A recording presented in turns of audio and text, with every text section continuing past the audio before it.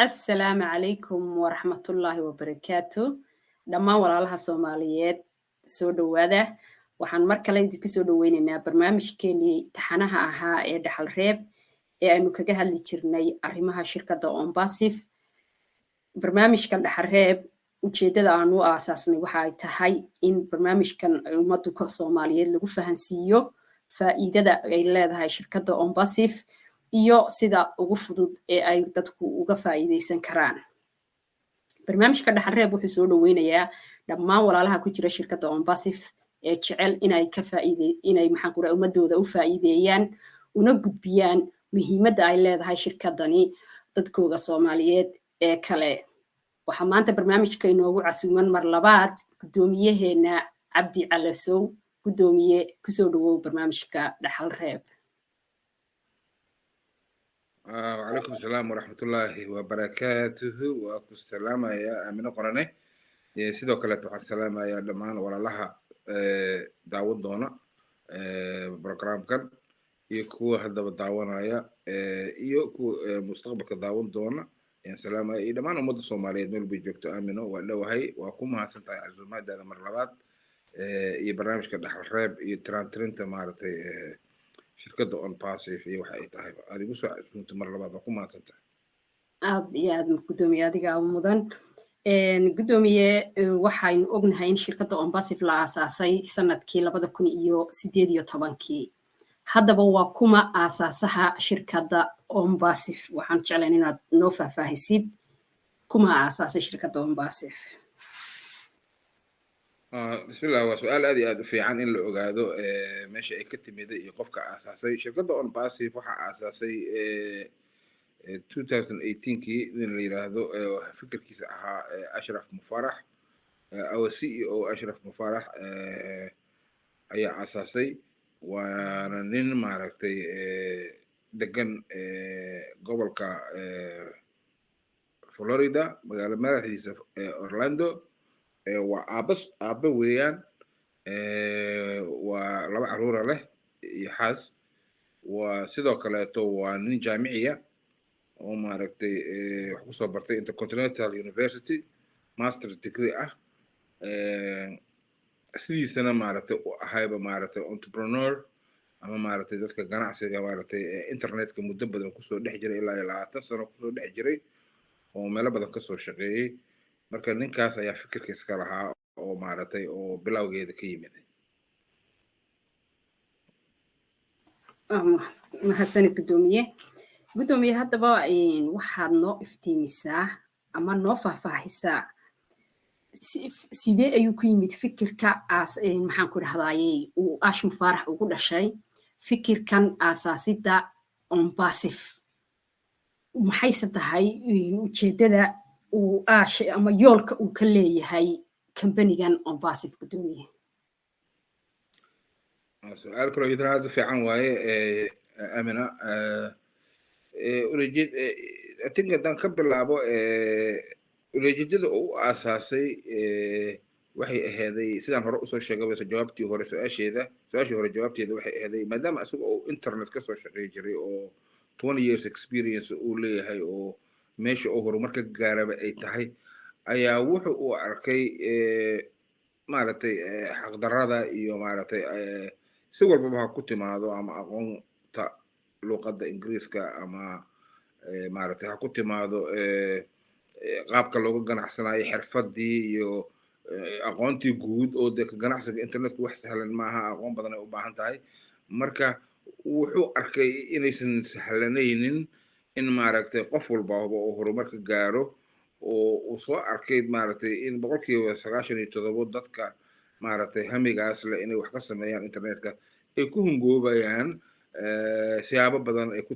timaado luqadii ha ku timaado contentigii iyo maaragtay qaabkii maaragtay wax loo xayeysiinayay ha ku timaado qofku inuu siisaba ahayn qof wax iibgeey kara marka siyaabo badan oo isku darsooma darteed ayuu wuxuu ogaaday inaysan suurtagal ahayn in qof walba uu horumarka gaari karo sidaa daraadeed ayuu wuxuu yiri sidee baan ku samayn karaa ganacsi internetka laga ganacsanayo oo dee qof walba soo gashaa aysan ku xireynin luqadiisa iyo cilmigiisa iyo aqoontiisa iyo wax iibgeyntiisa iyo fagaara ka hadalkiisa intaba laysku soo duuduubo oo loo baahan yahay uu qofku soo gali karo markuu soo galana dee system automation ama maarata isagu isu wadaya loo sameeyaa oo qofka looga maarmi karaa inuu wax uun ku tirsado inta aan ka ahayn inuu hami yeesho kusoo biiro mooyaane uusan macnaha wax badan oo laga rabaa aysan jirin sidee baa ku samayn karaa saas buu ahaa yoolkuna wuxuu ahaa dee horumarkaas in maaragtay dadka markii inta wax loogu yeero ama maaragtay ka ganacsi loogu yeero inay dadku ku hungoobayaan waxyaabaha markaad ku hungoodo shirkad ama ganacsi ama nooc walba aad ku hungoodo waxa ka daran waxay isugu jirtaa laba walxaatood baad ku khasaaraysaa kow waqtigii baa kaaga dhumaya lacagtiina way kaaga dhuntay marka wax la dhumiyana waxa u qiimo badan waqti marka yoolka uu ka lahaa waxay ahaday dadka uu soo arkay ku hungoobaya ganacsiyashii oo isagu hore u soo arkay dee nimanka jaabka buuxsadaa oo ay dan ka lahayn bini'aadanimada balse iyagu jaabkooda uun raadinaya in uu dadkaas ku hungoobo 97% uu horumarka gaarsiiyo waayo yoolku wasamayntii la sameeyna waa maxaa la yidhahdaa waxay ahaaday in wax automation la sameeyo in wax looga maarmaayo inuu qofku maaragtay wax aqoontii lahaado luqadii lahaado iibgeyntii yaqaan intaas dhan looga maarmaayo isla markaasna aan waqti uga dhumaynin saas waayo yoolku ulajeedaduna saas bay eed ka dambaysa oo bilowga maasha allah haa gudoomiye waxaa kale oo maxaan ku idhaahdayey yoolkiisa maadaama ay sidaa tahay waxaan maqlay inuu maxaan ku idhaahdayey ninkani uu rabo in sida hadallaa habeenno aan dhegaysanaynay kulamada ambasi qaar ka mid ah inuu rabo inuu ilaahayga buu yidhi inaan janno kaga helo ayaan u samaynayaa kambanigan markuu sidaa leeyahay ashma faarax anigoo og ma nin muslinaba gudoomiye oo diinta islaamka haysta ise waa ashma faarax waa sax aamina waa nin muslima weeye waa nin Palestinian American waaye oo ilmihiisa magacyadooda ka garanaysaa يعني عمر يوسف قال لي هذا لبع ويل ولا هي حاسكي سنة اسمهان على النها اسمهان مركا وانن مسلمة وانن رنتي سببته معرفة بني آدم ويمدي معرفة الدون كان لوك يعني إن وحقفكوا أو الدون كسيادي هذا لبضنا وان كدغ سنة رنتي وحكموا قد تداعدنا وحكموا قد اسبدل إنه دونا يو أو dadku markay wax wadaagaan oo maaragtay qof walba oo bade waxaan aragnaa dadku in qof walba aniga ay sheekadu taagan tahay laakiin waxaan aragnay in dadku ay intooda badan maaragtay dadka ganacsatada aan ka hadlayo waliba oo taajiriinta ah oo adduunka dee lacagta haysta inay iyagu jecel yihiin inay wax walba jawaab ku shubtaan bangiyada ka baxaan ay $1 million iyagoo haysta ay ka dhintaan meesha ashma farax uu leeyahay intii aan 100 milyan aan ka dhima lahaa ama hal dhowr bilyan aan ka dhima lahaa waxaa la ii qaatay anigoo ka dhinta intaasoo qof oo milyaneera inaan ka dhinto oo gadaashayda wax sadaqaysta gadaashayda isbeddel ku sameeya bini aadamka adduunka ku nool maasha allah wallahi runtii aad baa hadalladiisa noocaasihi aan in badan u dhageystay gudoomiye haddaba waxaa barnaamijkii kan ka horreeyey aad inoogu sharaxday in shirkadda ombasif ay tahay IT company ku shaqaysa AI haysana qalab u fududaynaya hawl maalmeedkooga meel kasta oo bini aadam ka shaqeeyo haddaba waxaan jeclaa inaad noo dul istaagtid waa maxay productiyada ay hayso shirkadda ombasif waa qalab nooc ma ah qalabkan ay haysa maxayse kaga duwan yihiin kuwii la isticmaali jiray ee hore adduunka u yaala maasha allah waa su'aal fiican oo iyadana maaragtay la socota runtii su'aalihii ay soo weydiisay marka uu aash lahaa sideen ku samay karaa ganacsi ka mid ah jawaabteedii hore sideen ku samay karaa ganacsi aan qofka waxba looga baahnaynin oo asagoo markuu hamiga yeesho rabitaankii isbedel doonkana uu yahay markuu ku soo biiro waxa la aasaasi doono waa shirkadda ombasif aan waxba looga baahnayn ayaa wuxuu ogaa waxa uu samay doono oo already u muuqatay waxa uu asagoo uu fikir ahaan u haystay markaas dii shirkadda ombasif waa IT company information technology sidaan ognahay waxay ka ganacsanaysaa waxa la yiraahdo software ku waa service software as a service ama SaaS product waa adeegaas oo maaragtay lagu fulinayo yaa isticmaalaya adeega waxa isticmaalaya cid meel walbo oo shirkadahu xafiis walba oo qof bani aadan ka shaqeeyo computerada la isticmaalaya waxa ku shaqeeyaan software marka software as a service maadaama ay ka ganacsanayso qalabkan ay iyadu sameynayso wuxuu ugu duwan yahay kuwa hadda yaala suuqa wuxuu ugu duwan yahay laba sibba waa ugu duwan yahay marka ugu horeyso qalabyada la isticmaalo hadda xafiisyadaha yaala hal shirkado ma wada laha dhowr shirkadood oo kala duwan leh taas waxay keenaysaa in xafiiskii isticmaalaya qalabkaas kala duwan uu shirkad walba gooni uga iibsado shirkad walba email iyo password iyo subscription oo ka galo oo heshiis la galo oo email gooniyana uu ku galo marka haddii uu 3 ama 4 ama 5 uu isticmaalo hadba xawliga iyo xooga shirkadaas ay tahay wuxuu ku qasban yahay qofku inuu kan ka baxo computerkan uu ka baxo oo computerkaas kale oo pagekan ka baxo marka OnPassive waxay sameysay wixii suuqa yeelay oo shirkadahaas kala duwan ay lahaayeen ay meel isugu keentay almost 50 xabo iyagoo dhan kuwa adeeg bixiyaal oo la iibsanayo oo subscription lagu sameynayo iyo kuwa free ah oo entertainment iyo social media iyo noocyo badan isugu jira oo maaragtay iyaguna maaragtay runtii cajiib ah oo la arki doono markii ay SaaS meel la isugu keenay hal email baad ku galaysaa hal email markii aad ku gasho waxay kuu fududeynaysaa inaad emailka ka baxdo oo aad mid kala gasho productigii meesha wada taala aaladihii la isticmaalayay halka computer ku jiraan halka email ba ka dhaxeeya waxa la yiraahdaa single sign on ayaa lagu yiraahdaa luqadda Ingiriiska single sign on hal meel ayaad ka wada galaysaa hal meel ay wada yaaliin waxay fududeynaysaa hawshii waa adigoo suuqyo kala duwan wax ka soo iibsatay iyo adigoo halkii dukaano aad gashay wax walba ay aad u baahneed marka aad ka helaysid dharkii caruurta dharkii ragga raashinkii macnaha wax walba oo bini aadamku u baahan yahay oo la isticmaalo inay halka dukaan wada yaalin caanihii sokortii wixii oo dhan meesha yaali waa saac amal okay waxa kale oo ugu qurxan yihiin ama ugu qiimo fiican yihiin waa wax la koobi gareeyay ma aha wax maaragtay hoos laga soo dhisay ee lagu dhisay maaragtay artificial intelligence waxa la yiraahdo ama garaadka macmalka lagu soo dhisay lagu base gareeyay meesha shirkadaha hadda jira qalabkoodu uu yahay mid ay hore u sameeyeen inta aan artificial intelligence isticmaalkiisu uu soo badanin ama uu soo bixin inkastoo artificial intelligence siisaba uu yahay wax muddo soo jiray laakiin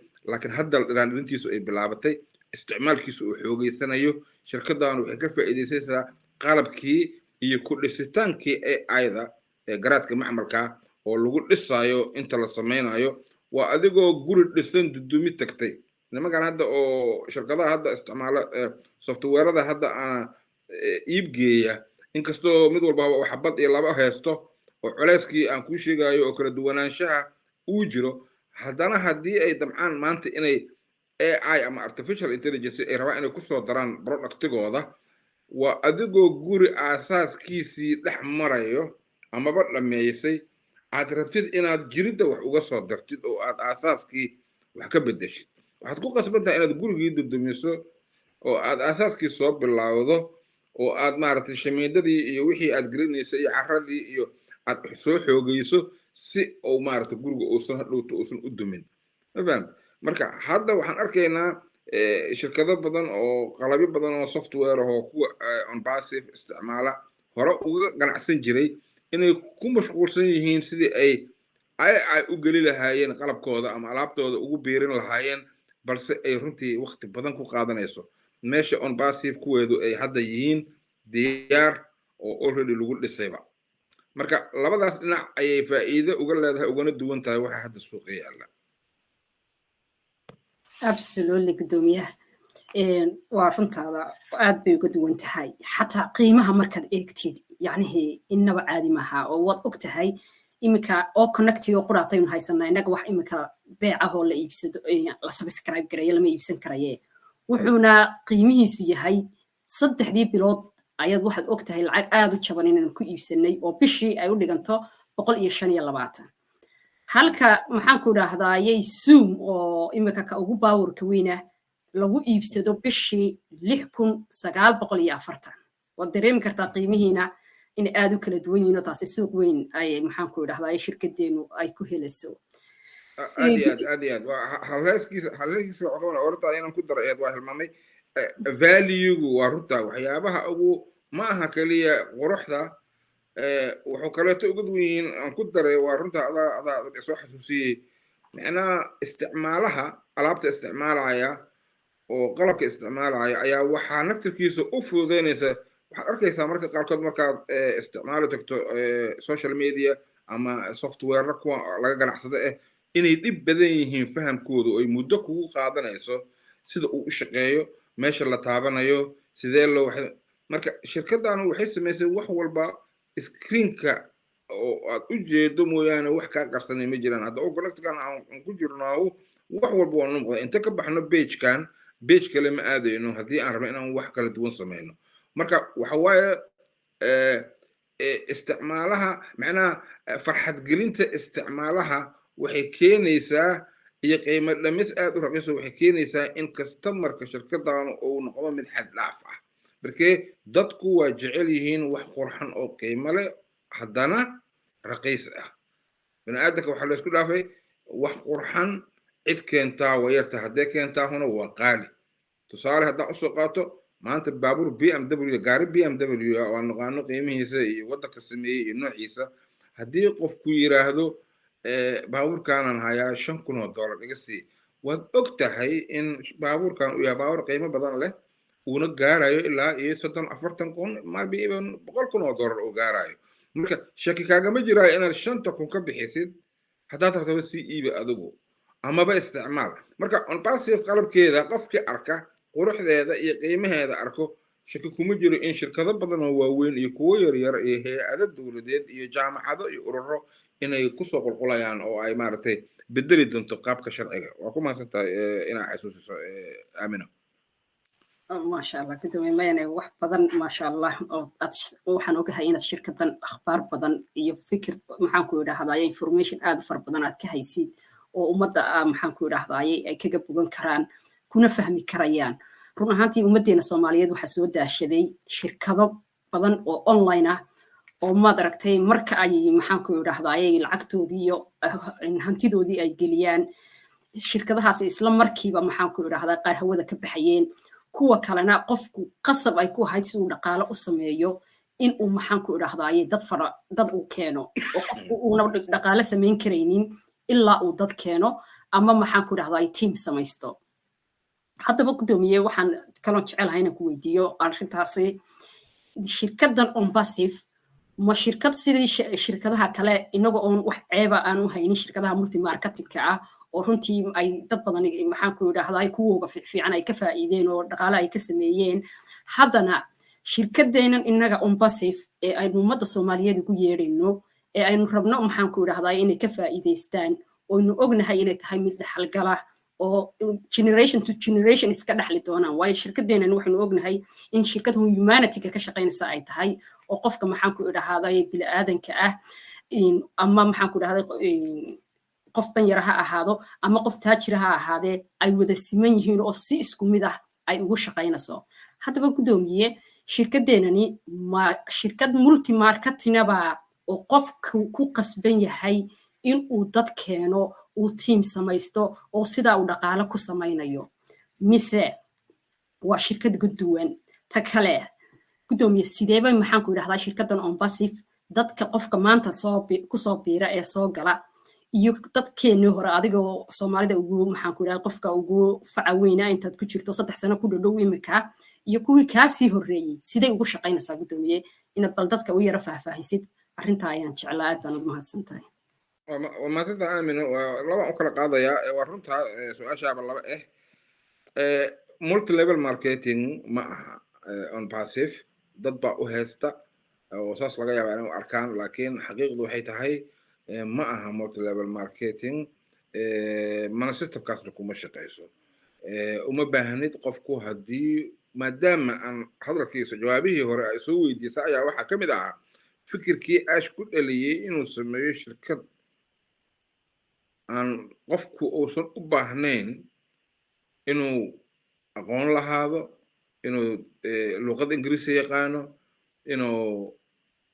marketingka ama content creation waxa la yidhaahdo oo maaragtay iibgeynta uu yaqaano fagaara ka hadalka yaqaano qofka waa waxyaabihii lagu soo hungoobay uu ku soo arkay shirkadihii kale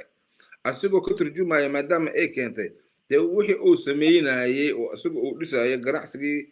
dadka uu ka soo naxay oo soo arkay rafaadkooda waqtiga iyo lacagta laga soo dhumiyey dadkii noocaas ahaa inuu horumar gaarsiiyo oo wax ka duwan wixii hore u sameeyo maadaama uu fikirkuba ahaa ma aha multi level marketing mana u baahno qofku inuu qof keeno macnaha qofka hadda qofkanta waa of course waa sell waaye aniga hadda dadka ummadda Soomaaliyeed ana ugu yeeray oo iri maaragtay waxaan markaa qiimahooda quruxdooda arkay ayaan damcay inaan ugu yeero waa tan wiigii hore ka soo hadalnay waxa ugu galifay qaabkaas marka haddii adigu aad qof walaalkaa ah oo aad wanaag la jeceshahay ama horumar la jeceshahay aad ugu yeerto macnaheedu maaha inaad adigu baahi u qabtid inuu qofkaasu yimaado oo ama aad commission ka helaysid ama lacag ka helaysid maaha macnaheedu waxa waaye horumarka adigu aad heshay ayaad la doonaysaa okay marka iyadoon taas markii laga saaro dee la wadaaga on passive haddaba waxaan ka hadlaynaa inaan dadka taabsiino waxa soo socda iyo on passive waxa ay tahay oo adduunka ay uga bedeli doonto ayaan haddaba ka hadlaynaa marka haddaad ka hadasho oo adigu qofku uu awoodo oo wax gudbi karo macnaheedu ma aha inaa adigu aad dad ila keento ku qasbantahay macnaheedu waxa waaye wax wanaagsan ayaad sheegaysaa wax wanaagsan ayaad walaalkaa la jeceshahay dee wixii wanaagsan in la sheergareeyana diintaa qabta ma aha shirkadihii Soomaalidu ay hore u soo jabeen ama ha noqoto maxaa la yiraahdaa kuwii lacagaha sarafka lacagaha qalaad oo waxna kordhaya waxna dhacaya ma aha wuxuusan ahayn mid alaab aad iibsanayso oo aad baqaarka lagu dhigaayo adigu xiblaayo iga gado aad dhehayso ma aha inaad qof keento kuma qasbanid waxaan laga ganacsanayaa huba wax muuqdo ma aha waa wax software oo digital waa technology-ga adigu qofku subscribe ku sameeynaya markuu subscribe ku sameeyana shirkaddan iyada iib geynaysa iyada xayeysiinaysa iyada dadka yaqaana oo u baahan oo quruxdeeda iyo qiimaheeda fahamsan ka gadaysa oo maaragtay ka qaadaysa lacagta qayb bay kaa siinaysaa commission wax la yiraahdo kaa siinaysaa ma aha wax oo multi level marketingna ma aha teamna kuma xirna waxa kaloo soo dhaaftay su'aasha labaad oo saarneed waxay ahayd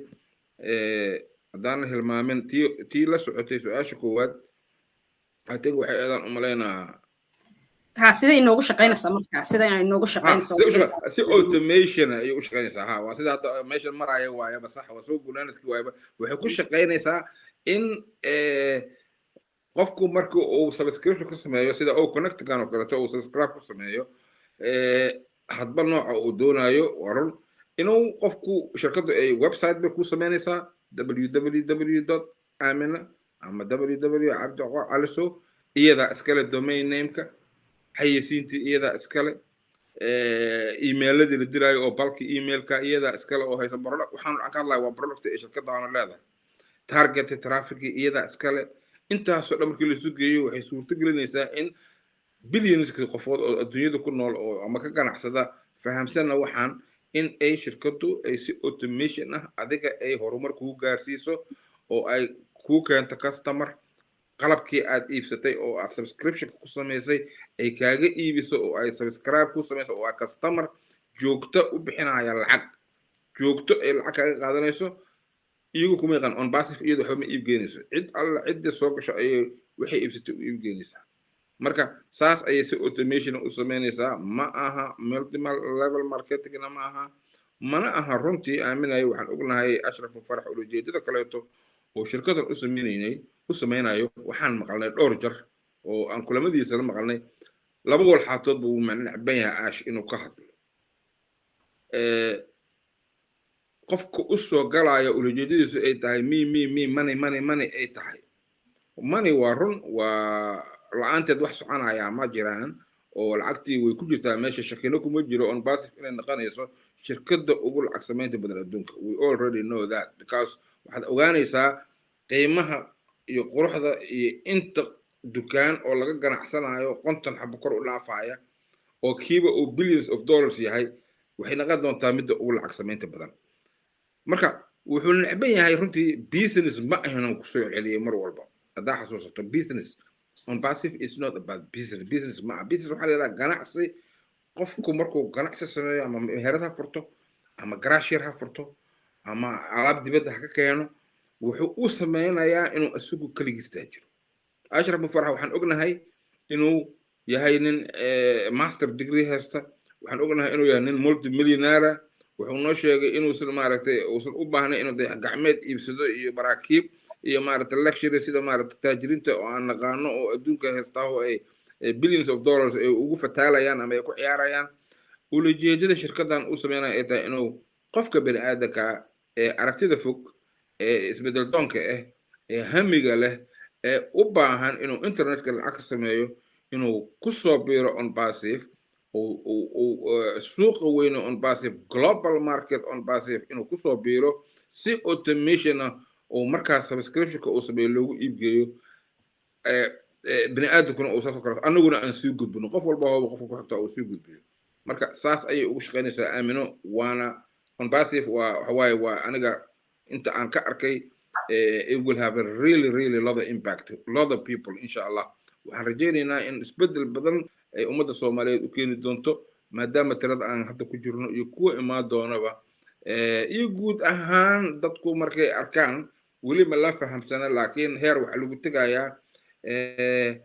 annaga waa ujeednaa hadda on passive in caadka uusan qari karin laakiin dad badan ay ka qarsoon tahay qofka gudaha ku jira iyo qofka banaanka jooga way kala duwan yihiin marka maalin maalmaha kamida ayay noqonaysaa dee sida hadda qofku markuu dhahayo google it hal hays bay noqotay markaad wax weydiisato google it alagu dhaha waxaa imaanaysa maalin la yidhaahdo on passive it aa imaanaysa insha allah